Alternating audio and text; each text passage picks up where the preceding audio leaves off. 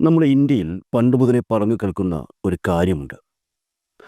ലോക്സഭാ തെരഞ്ഞെടുപ്പിൽ ഉത്തർപ്രദേശ് ആര് പിടിക്കുന്നുവോ അവർക്ക് ഇന്ത്യ ഭരിക്കാം എന്നുള്ളതാണത്.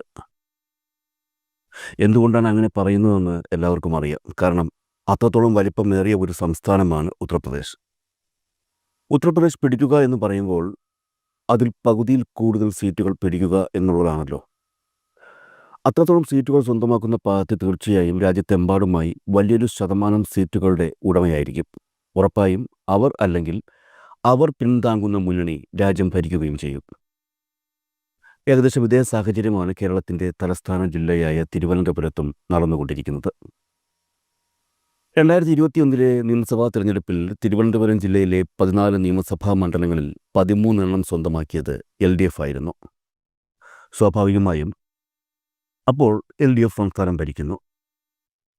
2016 നടന്ന നിയമസഭാ തെരഞ്ഞെടുപ്പിൽ 9 സീറ്റുകളാണ് LDF നേടിയത്. 4 സീറ്റുകൾ UDFും 1 സീറ്റ് BJP നേടി. സ്വാഭാവികമായും അന്ന് തിരുവനന്തപുരം ജില്ലയിൽ മേൽക്കൈ നേടിയത് LDF ആയിരുന്നു. ആ സമയം അധികാരത്തിൽ വന്നതും LDF തന്നെയായിരുന്നു. അതുപോലെ തന്നെ 2011 നടന്ന നിയമസഭാ തെരഞ്ഞെടുപ്പിൽ ജില്ലയിൽ UDF 8 സീറ്റുകൾ നേടി. LDFന് 6 സീറ്റുകൾ മാത്രമേ സ്വന്തമാക്കാൻ കഴിഞ്ഞുള്ളൂ. 2011 ഉമ്മൻചാണ്ടിയുടെ നേതൃത്വത്തിലുള്ള UDF സർക്കാരാണ് അധികാരത്തിൽ വന്നത്. അപ്പോൾ പറഞ്ഞു വന്നത് അത്രത്തോളം പ്രാധാന്യമുള്ള ജില്ലയാണ് തിരുവനന്തപുരം എന്നുള്ളത് തന്നെയാണ്. മാത്രമല്ല BJP ഇപ്പോൾ ഏറ്റവും കൂടുതൽ സ്വാധീനം ഉണ്ടാക്കിക്കൊണ്ടിരിക്കുന്ന ജില്ലയും തിരുവനന്തപുരമാണ്. ഇക്കഴിഞ്ഞ ലോക്സഭാ തെരഞ്ഞെടുപ്പിൻ്റെ ഫലം നിയമസഭാ അടിസ്ഥാനത്തിൽ പരിശോധിച്ചാൽ ജില്ലയിൽ 5 നിയമസഭാ മണ്ഡലങ്ങളിലാണ് BJP 1-ാം സ്ഥാനത്തെത്തിയത്. മാത്രമല്ല 4 നിയമസഭാ മണ്ഡലങ്ങളിൽ BJP 2-ാം സ്ഥാനത്തെത്തുകയും ചെയ്തു. ഓരോ തവണയും BJP അവരുടെ വോട്ട് ശതമാനം ജില്ലയിൽ വർദ്ധിപ്പിക്കുകയും ചെയ്യുന്നുണ്ട്. ചുരുക്കി പറഞ്ഞാൽ BJPയെ സംബന്ധിച്ച് വളരെ നിർണായകമായ ഒരു ജില്ലയാണ് തിരുവനന്തപുരം. വരുന്ന നിയമസഭാ തെരഞ്ഞെടുപ്പിൽ തിരുവനന്തപുരം ജില്ലയിൽ 3 നിയമസഭാ മണ്ഡലങ്ങളെങ്കിലും പിടിച്ചെടുക്കണം എന്ന ഉദ്ദേശത്തോടെ തന്നെയാണ് BJP മുന്നോട്ട് പോയത്. ഇതിന് പ്രകാരമാണ് പുതിയ സംസ്ഥാന നേതൃത്വം ഭരണം ഏൽക്കുന്നതിനു മുൻപ് പഴയ സംസ്ഥാന നേതൃത്വത്തിൻ്റെ കാലത്ത് തിരുവനന്തപുരം ജില്ലയിലെ സ്ഥാനാർത്ഥി പട്ടിക തയ്യാറാക്കിയത്. എന്നാൽ അതിനുശേഷം സംസ്ഥാന നേതൃത്വം മാറുകയും രാജീവ് ചന്ദ്രശേഖറിൻ്റെ നേതൃത്വത്തിലുള്ള ഭരണസമിതി BJPയുടെ തലപ്പത്ത് വരികയും ചെയ്തു. തിരുവനന്തപുരം മണ്ഡലത്തിൽ ശ്രദ്ധ കേന്ദ്രീകരിക്കുന്ന നേതാവാണ് രാജീവ് ചന്ദ്രശേഖർ. ഇത്തവണ തിരുവനന്തപുരത്ത് പരമാവധി സീറ്റുകൾ പിടിച്ചെടുക്കണം എന്ന ഉദ്ദേശത്തോടെ കരുക്കൾ മുന്നോട്ട് നിൽക്കുകയും അദ്ദേഹം ചെയ്യുന്നുണ്ട്. K. സുരേന്ദ്രൻ്റെ കാലത്ത് തയ്യാറാക്കി വച്ചിരുന്ന സ്ഥാനാർത്ഥി പട്ടികയിൽ മാറ്റങ്ങൾ വരുത്തി അദ്ദേഹം പുതിയ പട്ടിക ഇറക്കുകയും ചെയ്തു. രാഷ്ട്രീയ വിശകലന വിദഗ്ധരുമായി കൂടിയാലോചിച്ച് വിജയസാധ്യത ചർച്ച ചെയ്ത് ഓരോ പോയിന്റും കൃത്യമായി പഠിച്ച് ആണ് അദ്ദേഹം പുതിയ സ്ഥാനാർത്ഥി പട്ടിക തയ്യാറാക്കിയിരിക്കുന്നത് എന്നാണ് വിവരം. ഇവിടെ ഓർക്കാനുള്ള പ്രധാന കാര്യങ്ങൾ രാജീവ് ചന്ദ്രശേഖർ വരുന്ന നിയമസഭാ തെരഞ്ഞെടുപ്പിൽ മത്സരിക്കുന്നില്ല എന്നുള്ളതാണ്. രണ്ടാമത്തെ കാര്യം, BJPയിലെ പ്രമുഖരായിട്ടുള്ള നേതാക്കൾ മുഴുവൻ തിരുവനന്തപുരം ജില്ല കേന്ദ്രീകരിച്ച് സ്ഥാനാർത്ഥിയാകണമെന്നാണ് രാജീവ് ചന്ദ്രശേഖർ ആഗ്രഹിക്കുന്നത്. ശക്തരായ സ്ഥാനാർത്ഥികളെ നിർത്തി മണ്ഡലത്തിൽ സ്വാധീനം ഉറപ്പിച്ച് പിടിച്ചെടുക്കാൻ തന്നെയാണ് BJP കണക്ക് കൂട്ടുന്നത്. നിലവിൽ BJP സ്ഥാനാർത്ഥികളെ സംബന്ധിച്ച് പുറത്തു വന്ന പുതിയ ലിസ്റ്റ് നമുക്കൊന്ന് വിലയിരുത്താം. നമ്മുടെ തലസ്ഥാന ജില്ലയിലെ ആദ്യത്തെ നിയമസഭാ മണ്ഡലമായ വർക്കല എടുത്താൽ NDA മുന്നണിയിൽ അവിടെ മത്സരിച്ചു കൊണ്ടിരിക്കുന്നത് BDJ സ്ഥാനാർത്ഥിയാണ്. BDJSന് ജില്ലയിൽ 2 സീറ്റുകളാണ് നൽകിയിട്ടുള്ളത്. എന്നാൽ ഇത്തവണ അക്കാര്യത്തിൽ മാറ്റം വരുത്താനാണ് BJP നേതൃത്വത്തിൻ്റെ നീക്കം. വർക്കല നിയമസഭാ സീറ്റ് BJP ഏറ്റെടുക്കുമെന്നാണ് സൂചനകൾ. BJP ഏറ്റെടുക്കുക മാത്രമല്ല, BJP നേതൃത്വത്തിൽ ഇപ്പോഴുള്ളതിൽ ഏറ്റവും മികച്ച സ്ഥാനാർത്ഥിയെ തന്നെ അവിടെ മത്സരിപ്പിക്കാനുള്ള നീക്കവും നടക്കുന്നുണ്ട്. വരുന്ന നിയമസഭാ തെരഞ്ഞെടുപ്പിൽ വർക്കല നിയമസഭാ നിയോജക മണ്ഡലത്തിൽ നിന്നും BJP സ്ഥാനാർത്ഥിയായി ശോഭാ സുരേന്ദ്രൻ മത്സരിക്കാനെത്തും എന്നാണ് സൂചനകൾ ഇപ്പോൾ പുറത്തുവരുന്നത്. 2024 ലോക്സഭാ തെരഞ്ഞെടുപ്പിന് ശേഷം ശോഭാ സുരേന്ദ്രൻ കായംകുളം മണ്ഡലത്തിൽ മത്സരിക്കുമെന്നായിരുന്നു പ്രചരണങ്ങൾ ഉയർന്നത്. എന്നാൽ ഇപ്പോൾ ലഭിക്കുന്ന വിവരങ്ങൾ അനുസരിച്ച് ശോഭ വർക്കലയിൽ മത്സരിക്കുമെന്നാണ് അറിയാൻ കഴിയുന്നത്. ആലപ്പുഴ ലോക്സഭാ മണ്ഡലത്തിൽ ശോഭാ സുരേന്ദ്രന് വലിയ രീതിയിലുള്ള ഈഴവ വോട്ടുകളും OBC വോട്ടുകളും നേടിയിരുന്നു എന്നുള്ള റിപ്പോർട്ടുകൾ നേരത്തെ പുറത്തു വന്നിരുന്നു. ഈഴവ സമുദായത്തിന് തിരുവനന്തപുരം ജില്ലയിൽ മേൽക്കൈയുള്ള മണ്ഡലമായാണ് വർക്കല കരുതപ്പെടുന്നത്. ശ്രീനാരായണ ഗുരുദേവൻ്റെ സമാധി സ്ഥലം സ്ഥിതി ചെയ്യുന്ന മണ്ഡലം കൂടിയാണ് വർക്കല. മണ്ഡലത്തിലെ ഭൂരിപക്ഷം ഈഴവ വോട്ടുകളും ശോഭാ സുരേന്ദ്രന് നേടാൻ കഴിയുമെന്നാണ് BJP വിലയിരുത്തുന്നത്.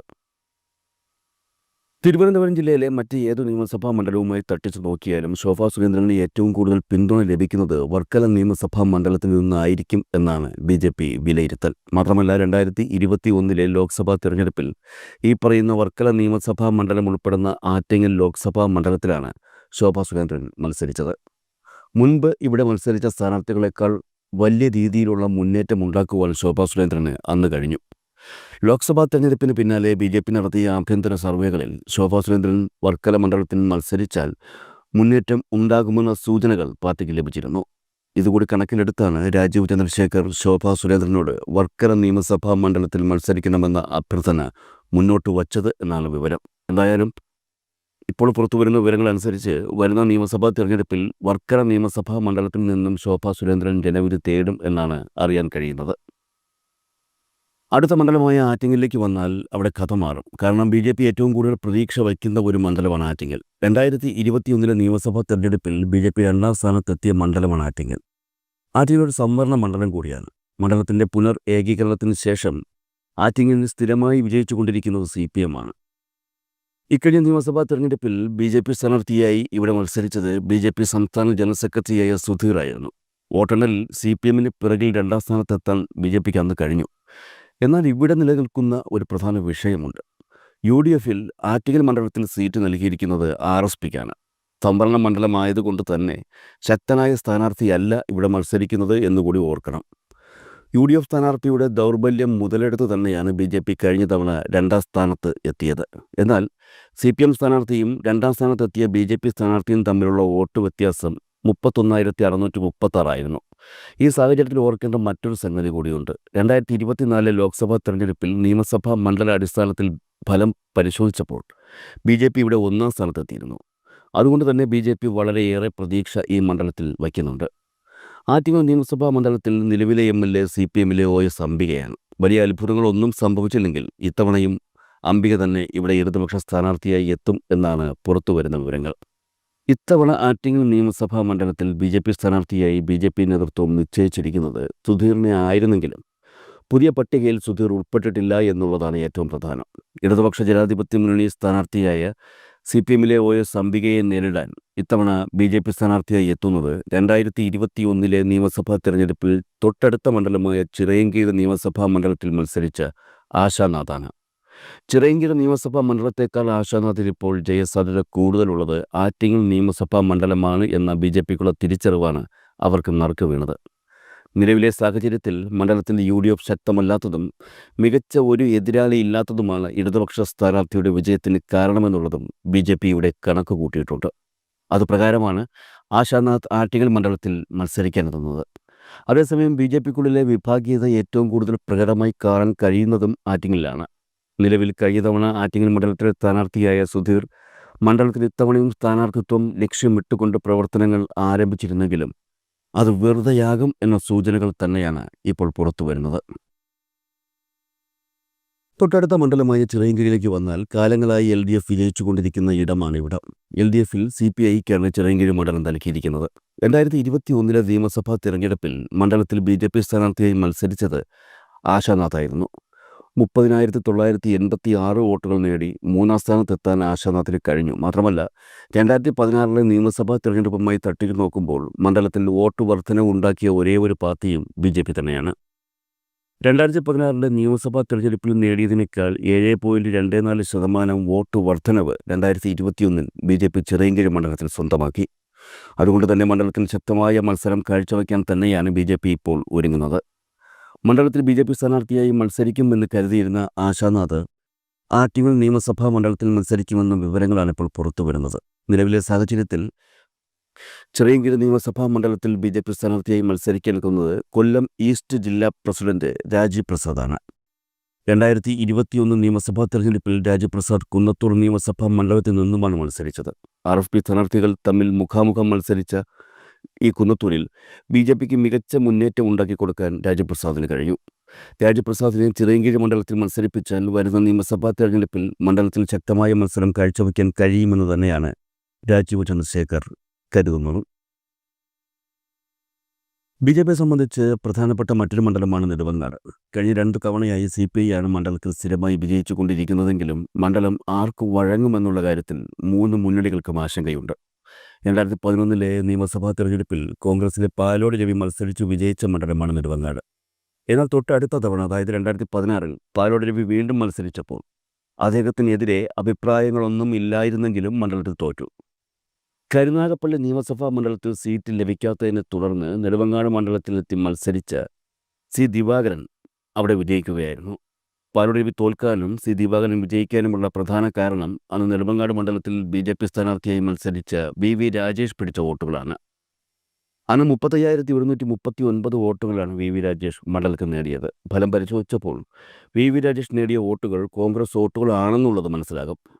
2021 നിയമസഭാ തെരഞ്ഞെടുപ്പിലേക്ക് വരികയാണെങ്കിൽ മണ്ഡലത്തിൽ ബി.ജെ.പി സ്ഥാനാർത്ഥിയായി മത്സരിക്കാനെത്തിയത് ജെ.ആർ. പത്മകുമാറായിരുന്നു. എന്നാൽ വി രാജേഷിൻ്റെ പ്രകടനം പത്മകുമാറിന് കാഴ്ചവെക്കാൻ കഴിഞ്ഞില്ല. ഇത്തവണ നെടുമങ്ങാട് നിയമസഭാ മണ്ഡലത്തിലെ ബി.ജെ.പി സ്ഥാനാർത്ഥി പട്ടികയിൽ 2 പേരുകളാണ് ഉൾപ്പെട്ടിട്ടുള്ളത്. കഴിഞ്ഞ തവണ മണ്ഡലത്തിൽ മത്സരിച്ച ജെ.ആർ. പത്മകുമാറിൻ്റെ പേരും അതുപോലെ തന്നെ മണ്ഡലത്തിൽ ബി.ജെ.പിക്ക് 2016 മുന്നേറ്റം ഉണ്ടാക്കിയ വി രാജേഷിൻ്റെ പേരും. പത്മകുമാറിൻ്റെ പേരിനാണ് മുൻതൂക്കമെങ്കിലും സാഹചര്യങ്ങൾ വിലയിരുത്തുമ്പോൾ ചിലപ്പോൾ വി രാജേഷ് മത്സരിക്കാനെത്തിയേക്കും എന്നും പ്രതീക്ഷിക്കുന്നുണ്ട്. LDF-ഉം UDF-ഉം തമ്മിൽ ശക്തമായ മത്സരം നടക്കുന്ന വാമനപുരം നിയമസഭാ മണ്ഡലത്തിൽ NDA സ്ഥാനാർത്ഥിയായി എത്തുന്നത് BDJS ആണ്. നേരത്തെ പറഞ്ഞതുപോലെ വർക്കല നിയമസഭാ മണ്ഡലത്തിൽ ഇത്തവണ ശോഭാ സുരേന്ദ്രൻ മത്സരിക്കാൻ എത്തുമെങ്കിൽ BDJS-ന് ജില്ലയിൽ മത്സരിക്കാൻ വാമനപുരം സീറ്റ് മാത്രമാകും. 2021 നിയമസഭാ തെരഞ്ഞെടുപ്പിൽ തഴവ സഹദേവനായിരുന്നു മണ്ഡലത്തിൽ സ്ഥാനാർത്ഥിയായി എത്തിയത്. മുൻകൂർ സ്ഥാനാർത്ഥികളെ തീരുമാനിച്ചു വയ്ക്കുന്ന പതിവ് BDJS ഇല്ലാത്തതിനാൽ മണ്ഡലത്തിലെ സ്ഥാനാർത്ഥി ആരാണെന്ന് അറിയാൻ സ്ഥാനാർത്ഥി പ്രഖ്യാപനം വരെ കാക്കേണ്ടി വരുമെന്നുള്ള കാര്യം ഉറപ്പാണ്. അടുത്തതായി കഴക്കൂട്ടം നിയമസഭാ മണ്ഡലം. ഇത്തവണ തിരുവനന്തപുരം ജില്ലയിൽ ബി.ജെ.പിക്ക് ഉറപ്പായും ലഭിക്കുമെന്ന് പ്രതീക്ഷിക്കുന്ന ചില സീറ്റുകളിൽ ഏറ്റവും പ്രധാനപ്പെട്ടതാണ് കഴക്കൂട്ടം. കഴിഞ്ഞ തവണ, അതായത് 2021 ബി.ജെ.പിയിലെ മുതിർന്ന നേതാവ് ശോഭാ സുരേന്ദ്രൻ അവസാന നിമിഷം മത്സരിക്കാനെത്തിയ മണ്ഡലമാണ് കഴക്കൂട്ടം. ബി.ജെ.പി സംസ്ഥാന കമ്മിറ്റിയുടെ മാറ്റി നിർത്തലിൽ പ്രതിഷേധിച്ച് ശോഭാ സുരേന്ദ്രൻ കേന്ദ്രത്തിൽ പരാതിപ്പെടുകയും അതുവഴി കഴക്കൂട്ടം മണ്ഡലത്തിൽ മത്സരിക്കാൻ എത്തുകയുമായിരുന്നു. നിരവധി പ്രതിബന്ധങ്ങൾ ഉണ്ടായിരുന്നിട്ട് കൂടി കോൺഗ്രസ് സ്ഥാനാർത്ഥിയെ 3ാം സ്ഥാനത്തേക്ക് തള്ളി 40,193 വോട്ടുകൾ നേടി 2ാം സ്ഥാനത്തെത്താൻ ശോഭാ സുരേന്ദ്രന് കഴിഞ്ഞു. അതേസമയം 2016 ബി.ജെ.പി സ്ഥാനാർത്ഥിയായി മണ്ഡലത്തിൽ മത്സരിച്ചത് ബി മുരളീധരനായിരുന്നു. 42,732 വോട്ടുകളാണ് അന്ന് മുരളീധരൻ നേടിയത്. സിറ്റിംഗ് MLA ആയിരുന്ന MA വാഹിദിനെ 3ാം സ്ഥാനത്തേക്ക് പിന്തള്ളിയാണ് മുരളീധരൻ അന്ന് രണ്ടാമതെത്തിയത് എന്നുള്ളത് കൂടി ഓർക്കണം. ബി.ജെ.പിയുടെ പുതിയ സംസ്ഥാന പ്രസിഡന്റ് രാജീവ് ചന്ദ്രശേഖറിൻ്റെ അഭിപ്രായത്തിലും 2026 നടക്കുന്ന നിയമസഭാ തെരഞ്ഞെടുപ്പിൽ കഴക്കൂട്ടം നിയമസഭാ മണ്ഡലത്തിൽ നിന്നും ബി.ജെ.പി സ്ഥാനാർത്ഥിയായി മുരളീധരൻ സ്ഥാനാർത്ഥിയാകണമെന്നാണ്. നേരത്തെ പുറത്തുവന്ന വിവരങ്ങൾ പ്രകാരം കഴക്കൂട്ടത്ത് മുരളീധരൻ തന്നെയായിരുന്നു സ്ഥാനം പിടിച്ചിരുന്നത്. അതുകൊണ്ട് തന്നെയാണ് ലോക്സഭാ തെരഞ്ഞെടുപ്പിൽ ആറ്റിങ്ങൽ മണ്ഡലത്തിൽ നിന്നും മത്സരിച്ച ബി മുരളീധരൻ തെരഞ്ഞെടുപ്പ് കഴിഞ്ഞതിന് പിന്നാലെ കഴക്കൂട്ടം മണ്ഡലത്തിൽ സജീവമായത്. തിരുവനന്തപുരം ലോക്സഭാ മണ്ഡലത്തിൻ്റെ പരിധിയിൽ വരുന്ന നിയമസഭാ മണ്ഡലങ്ങളിൽ ബി.ജെ.പി ഇത്തവണ പ്രതീക്ഷിക്കുന്ന 3 മണ്ഡലങ്ങളിൽ ഒന്നുകൂടിയാണ് കഴക്കൂട്ടം. കടകംപള്ളി സുരേന്ദ്രൻ ഇത്തവണ CPM സ്ഥാനാർത്ഥിയായി മണ്ഡലത്തിൽ മത്സരിക്കുന്നില്ലെങ്കിൽ ബി.ജെ.പിക്ക് ഇവിടെ പ്രതീക്ഷയുണ്ടെന്ന് തന്നെയാണ് രാഷ്ട്രീയ നിരീക്ഷകരും ചൂണ്ടിക്കാട്ടുന്നത്. അതുകൊണ്ട് തന്നെയാണ് വി മുരളീധരൻ മണ്ഡലത്തിൽ മുഴുവൻ സമയ പ്രചരണം ഇപ്പോഴേ ആരംഭിച്ചു കഴിഞ്ഞതും. കഴക്കൂട്ടം പോലെ തന്നെ ബി.ജെ.പി ഉറപ്പായും വിജയിക്കുമെന്ന് പ്രതീക്ഷ വയ്ക്കുന്ന മറ്റൊരു മണ്ഡലമാണ് വട്ടിയൂർക്കാവ്. 2024 നടന്ന നിയമസഭാ തെരഞ്ഞെടുപ്പിൽ തിരുവനന്തപുരം ലോക്സഭാ മണ്ഡലത്തിൽ ഉൾപ്പെട്ട വട്ടിയൂർക്കാവ് നിയമസഭാ മണ്ഡലത്തിൽ ബി.ജെ.പി 1ാം സ്ഥാനത്തെത്തിയിരുന്നു. 2021 നിയമസഭാ തെരഞ്ഞെടുപ്പിൽ വട്ടിയൂർക്കാവിൽ ബി.ജെ.പി സ്ഥാനാർത്ഥിയായി മത്സരിച്ചത് വി രാജേഷ് ആയിരുന്നു. 39,596 വോട്ടുകൾ നേടി 2ാം സ്ഥാനത്തെത്താൻ രാജേഷിന് കഴിഞ്ഞു.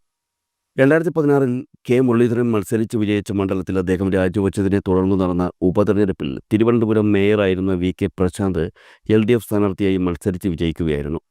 ബൈ ഇലക്ഷൻ ഉൾപ്പെടെ തുടർച്ചയായി 2ാം തവണയാണ് VK പ്രശാന്ത് ഇപ്പോൾ മണ്ഡലത്തിലെ MLA ആകുന്നത്. അടുത്ത തവണയും പ്രശാന്ത് തന്നെയായിരിക്കും മണ്ഡലത്തിൽ LDF സ്ഥാനാർത്ഥിയായി മത്സരിക്കാനെത്തുക. അതേസമയം വരുന്ന നിയമസഭാ തെരഞ്ഞെടുപ്പിൽ മണ്ഡലത്തിൽ ബി.ജെ.പി സ്ഥാനാർത്ഥിയായി മത്സരിക്കാനെത്തുന്നത് നിലവിൽ ബി.ജെ.പി സംസ്ഥാന അധ്യക്ഷനായ രാജീവ് ചന്ദ്രശേഖർ ആണെന്നാണ് നേരത്തെ പുറത്തു വന്ന സൂചനകളിൽ ഉണ്ടായിരുന്നത്. എന്നാൽ രാജീവ് ചന്ദ്രശേഖർ ബി.ജെ.പി സംസ്ഥാന അധ്യക്ഷനായതിന് പിന്നാലെ നിയമസഭാ തെരഞ്ഞെടുപ്പിൽ താൻ മത്സരിക്കുന്നില്ല എന്ന തീരുമാനം കൈക്കൊള്ളുകയായിരുന്നു. കേരളത്തിലെ ഒരു പ്രമുഖ ലോക്സഭാ മണ്ഡലത്തിൽ നിന്ന് അടുത്തു തന്നെ ഉപതെരഞ്ഞെടുപ്പ് ഉണ്ടാകുമെന്നും വിവരങ്ങൾ നേരത്തെ പുറത്തു വന്നിരുന്നു. ഈ ഉപതെരഞ്ഞെടുപ്പിൽ രാജീവ് ചന്ദ്രശേഖർ മത്സരിക്കുമെന്ന വിവരങ്ങളാണ് അതോടൊപ്പം എത്തിയത്. അതുകൊണ്ട് തന്നെ 2026 നിയമസഭാ തെരഞ്ഞെടുപ്പിൽ വട്ടിയൂർക്കാവ് നിയമസഭാ മണ്ഡലത്തിൽ രാജീവ് ചന്ദ്രശേഖർ മത്സരിക്കില്ല. പകരം മണ്ഡലത്തിൽ മത്സരിക്കാൻ രാജീവ് ചന്ദ്രശേഖർ നിർദ്ദേശം നൽകിയിരിക്കുന്നത് കുമ്മനം രാജശേഖരനാണ്. 2016 നിയമസഭാ തെരഞ്ഞെടുപ്പിൽ കുമ്മനം രാജശേഖരൻ BJP സ്ഥാനാർത്ഥിയായി വട്ടിയൂർക്കാവിൽ മത്സരിച്ചിരുന്നു. ആ സമയത്ത് മണ്ഡലത്തിൽ വിജയിയായ കെ മുരളീധരന് പിന്നിൽ 2ാം സ്ഥാനത്തെത്താൻ കുമ്മനം രാജശേഖരന് കഴിഞ്ഞിരുന്നു. VK പ്രശാന്തിനെ പോലുള്ള ഒരു മികച്ച സ്ഥാനാർത്ഥി വട്ടിയൂർക്കാവ് നിയമസഭാ മണ്ഡലത്തിൽ മത്സരിക്കുമ്പോൾ കുമ്മനത്തെ പോലുള്ള ശക്തനായ ഒരു സ്ഥാനാർത്ഥി എതിരാളിയായി എത്തിയാൽ പ്രശാന്തിൻ്റെ വിജയം തടയാൻ കഴിയുമെന്നും BJPക്ക് വിജയിക്കാനാകും എന്നുമാണ് BJP നേതൃത്വം കരുതുന്നത്. NSSന് സ്വാധീനമുള്ള മണ്ഡലങ്ങളിൽ ഒന്നുകൂടിയാണ് വട്ടിയൂർക്കാവ്. കുമ്മനം രാജശേഖരൻ മണ്ഡലത്തിന് സ്ഥാനാർത്ഥിയായി മത്സരിക്കാനെത്തിയാൽ അദ്ദേഹത്തിനു വേണ്ടി NSS സജീവമായി രംഗത്തിറങ്ങുമെന്ന ഉറപ്പും സംസ്ഥാന പ്രസിഡന്റ് രാജീവ് ചന്ദ്രശേഖരൻ ലഭിച്ചിട്ടുണ്ട് എന്നാണ് സൂചനകൾ. കുമ്മനം രാജശേഖരനെ സംബന്ധിച്ച് കഴിഞ്ഞ പ്രാവശ്യം മത്സരിച്ച നേമം മണ്ഡലത്തേക്കാൾ സുരക്ഷിതം വട്ടിയൂർക്കാവ് തന്നെയാണെന്നുള്ള വിശ്വാസവും BJPക്കുണ്ട്. BJPക്ക് അമിത പ്രതീക്ഷയില്ലെങ്കിൽ കൂടി വിജയിച്ചേക്കുമെന്ന് വിശ്വസിക്കുന്ന ഒരു മണ്ഡലമാണ് തിരുവനന്തപുരം സെൻട്രൽ. ജനാധിപത്യ കേരള കോൺഗ്രസ് പ്രതിനിധിയായ ആന്റണി രാജുവാണ് ഇപ്പോൾ മണ്ഡലത്തിലെ MLA. കഴിഞ്ഞ തവണ കോൺഗ്രസ് നേതാവ് VS ശിവകുമാറിനെ തോൽപ്പിച്ചിട്ടാണ് ആന്റണി രാജു മണ്ഡലം പിടിച്ചെടുത്തത്. അതേസമയം കഴിഞ്ഞ നിയമസഭാ തെരഞ്ഞെടുപ്പിൽ മണ്ഡലത്തിൽ BJP സ്ഥാനാർത്ഥിയായി മത്സരിച്ചത് നടൻ കൃഷ്ണകുമാറാണ്. സജീവ രാഷ്ട്രീയത്തിൽ ഇപ്പോഴും നിലനിൽക്കുന്ന കൃഷ്ണകുമാർ ഇക്കഴിഞ്ഞ ലോക്സഭാ തെരഞ്ഞെടുപ്പിൽ കൊല്ലം മണ്ഡലത്തിൽ നിന്നും ജനവിധി നേടിയിരുന്നു. ഇപ്പോൾ തിരുവനന്തപുരം സെൻട്രൽ മണ്ഡലത്തിൽ നിന്നും മത്സരിക്കുവാൻ കൃഷ്ണകുമാറിൻ്റെ പേരല്ല രാജീവ് ചന്ദ്രശേഖർ ഉൾപ്പെടുന്ന നേതൃത്വം മുന്നോട്ട് വച്ചിരിക്കുന്നത്. ഈയടുത്ത് BJPയിൽ ചേർന്നയാളും മുൻ DGPയുമായ ശ്രീലേഖ IPS തിരുവനന്തപുരം സെൻട്രൽ മണ്ഡലത്തിൽ നിന്നും ജനവിധി തേടുമെന്നാണ് ഇപ്പോൾ അറിയാൻ കഴിയുന്നത്. രാജീവ് ചന്ദ്രശേഖർ സംസ്ഥാന പ്രസിഡന്റ് സ്ഥാനം ഏറ്റെടുക്കുന്നതിന് മുൻപ് സ്ഥാനാർത്ഥി പട്ടികയിൽ കൃഷ്ണകുമാറിൻ്റെ പേര് മാത്രമാണ് ഉണ്ടായിരുന്നതെങ്കിലും ശ്രീലേഖ IPSൻ്റെ പേര് ഇടം പിടിക്കുകയായിരുന്നു. സ്ഥാനാർത്ഥിയാകാനുള്ള മുന്നൊരുക്കമെന്ന നിലയിൽ ശ്രീലേഖ IPS മണ്ഡലത്തിലെ BJP പരിപാടികളിൽ സാന്നിധ്യം അറിയിക്കുകയും ചെയ്യുന്നുണ്ട്. 2016 ക്രിക്കറ്റ് താരം ശ്രീശാന്ത് മണ്ഡലത്തിൽ BJP സ്ഥാനാർത്ഥിയായി മത്സരിച്ചപ്പോഴും വലിയ മുന്നേറ്റമാണ് കാഴ്ചവെച്ചത്. ലോക്സഭാ തെരഞ്ഞെടുപ്പിൽ തിരുവനന്തപുരം നിയമസഭാ മണ്ഡലത്തിൽ BJP 2ാമതെത്തിയിരുന്നു. ആത്മാർത്ഥതയും ചിട്ടയുമായ പ്രവർത്തനവും കാഴ്ചവെച്ചാൽ മണ്ഡലത്തിൽ വിജയിക്കാൻ കഴിയുമെന്ന് തന്നെയാണ് BJP പ്രവർത്തകരുടെ വിശ്വാസം. അടുത്തതായി നേമം. കേരള ചരിത്രത്തിൽ ആദ്യമായി BJP നിയമസഭാ തെരഞ്ഞെടുപ്പിൽ വിജയിച്ച മണ്ഡലം നേമമാണ്. 2016 നിയമസഭാ തെരഞ്ഞെടുപ്പിൽ മണ്ഡലത്തിൽ BJP സ്ഥാനാർത്ഥിയായ O രാജഗോപാൽ വിജയിക്കുകയായിരുന്നു. എന്നാൽ 2021 നിയമസഭാ തെരഞ്ഞെടുപ്പിൽ നിലവിലുണ്ടായിരുന്ന ഒരേ ഒരു BJP അക്കൗണ്ട് ജനങ്ങൾ പൂട്ടിക്കുകയും ചെയ്തു. 2021 നിയമസഭാ തെരഞ്ഞെടുപ്പിലും BJP ശക്തമായ പ്രകടനം കാഴ്ചവെച്ച് 2ാം സ്ഥാനത്തെത്തിയ മണ്ഡലമാണ് നേമം. ഇക്കഴിഞ്ഞ ലോക്സഭാ തെരഞ്ഞെടുപ്പിൽ നേമം മണ്ഡലത്തിൽ BJP വലിയ ഭൂരിപക്ഷത്തിൽ 1ാം സ്ഥാനത്തെത്തിയിരുന്നു. തിരുവനന്തപുരം ലോക്സഭാ മണ്ഡലത്തിലെ 3 നിയമസഭാ മണ്ഡലങ്ങൾ ഇത്തവണ BJP പ്രതീക്ഷിക്കുന്നുണ്ടെങ്കിലും അതിൽ ഏറ്റവും കൂടുതൽ പ്രതീക്ഷ വയ്ക്കുന്ന മണ്ഡലം നേമമാണ്. ഇക്കഴിഞ്ഞ ലോക്സഭാ തെരഞ്ഞെടുപ്പിൽ നേമം മണ്ഡലത്തിലെ ഭൂരിപക്ഷം എടുത്തു നോക്കിയാൽ സ്വപ്നതുല്യമായ വോട്ടുകളാണ് BJPക്ക് ലഭിച്ചിരിക്കുന്നത്. 22,126 വോട്ടുകളുടെ ഭൂരിപക്ഷം നേമം മണ്ഡലത്തിൽ ഇത്തവണ BJPക്ക് ലഭിച്ചിരുന്നു.